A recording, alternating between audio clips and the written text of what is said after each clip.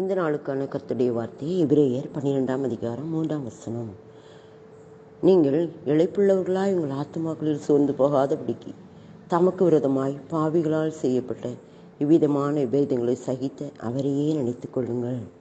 இந்த பகுதியில் பார்த்திங்கன்னா, அதுக்கு முந்தின வசனங்களை நம்ம பார்த்தோன்னா, ஆண்டவர் நோக்கி நம்முடைய சுற்றி நிற்கிற எல்லா பாவத்தையும் பாரத்தையும் தள்ளிவிட்டு அவரை நோக்கி பொறுமையோடு ஓட வேண்டும் என்று சொல்லி ஆண்டவர் இந்த பவுலப்போஸ்தலன் மூலமாக நம்ம சொல்கிறார்.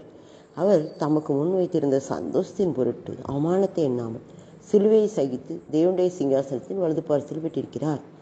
அவருக்கு ஒரு பெரிய சந்தோஷம் என்னென்னா, ஆத்துமாக்களுக்காக அவர் தன்னுடைய ஜீவனை கொடுத்தார், தன்னுடைய ரத்தத்தை சிந்தினார்.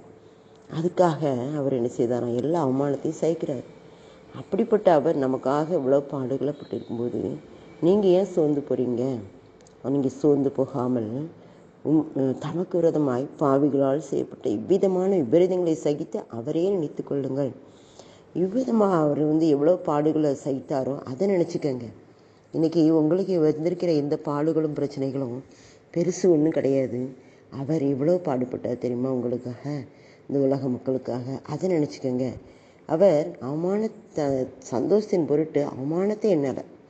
அவரை குட்டுனாங்க, துப்புனாங்க, முள்முடி சூட்டினாங்க, முதுகில் அடித்தாங்க, வாரினால் அடித்தாங்க, கண்ணை கட்டிட்டு யாருன்னு சொல்லுன்னு சொன்னாங்க, ஞானஷ்டிக்காரனேன்னு சொன்னாங்க, நிந்தித்தாங்க, அவமானப்படுத்தினாங்க. எல்லாத்தையும் சகிச்சார். எதுக்காகனா, ஆண்டோட வலது பார்சத்தில் நம்ம உட்காரலாம். அப்புறம் நம்ம எப்படி வலது பார்சத்தில் உட்காரலாம், எல்லாத்தையும் முடிச்சுட்டு நமக்காக கல்வாரி சிலுவையில் எல்லா ரத்தத்தையும் சிந்திட்டு நமக்காக எல்லா ரத்தத்தையும் கொடுத்துட்டு அந்த திருப்தியில் போய் அவர் உட்கார்றாருன்னு பார்க்குறோம். இவ்வளவு கஷ்டப்பட்டால் அவரை நீங்கள் நினச்சிக்கங்க.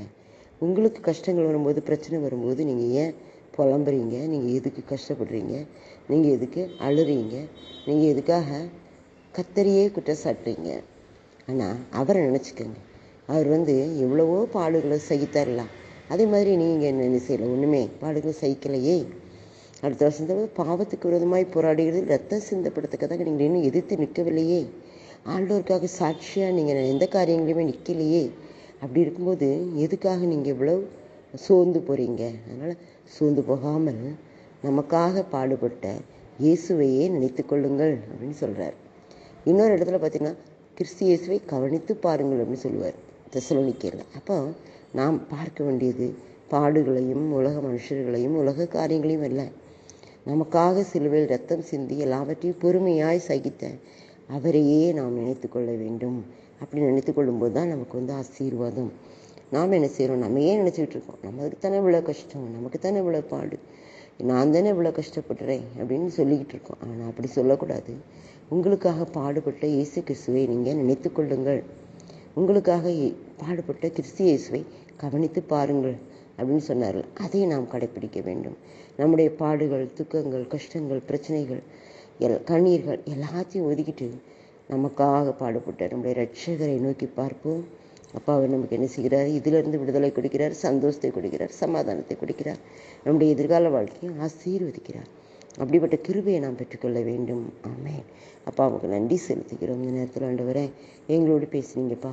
நாங்கள் எங்களுடைய கஷ்டமும் எங்களுடைய பிரச்சனைகளும் தான் பெருசு அப்படின்னு நினச்சிட்டு இருக்கோம். ஆனால் எங்களுக்காக நீங்கள் எவ்வளோ பாடுபட்டீங்க, எவ்வளோ பொறுமையாக இருந்தீங்க, எவ்வளோ சகிச்சிங்க. இதை நாங்கள் நினச்சிக்கிட்டு அம்மா நினைத்து கொண்டு எங்களுடைய பாடுகளையும் கஷ்டங்களையும் நாங்கள் பொறுமையாய் சகிக்க எங்களுக்கு பலன் தாங்கப்பா. உண்மையை நாங்கள் கவனித்து பார்த்து உம்மிடத்திலிருந்து நிறைய கற்றுக்கொள்ள வேண்டிய கிருபையாக கற்றுக்கொள்ள வேண்டிய காரியங்களை கற்றுக்கொள்ள எங்களுக்கு உதவி செய்யுங்க. ஒப்பு கொடுக்கிறோம். இயேசுவின் மூலம் ஜெபிக்கிறோம் தகப்பனே.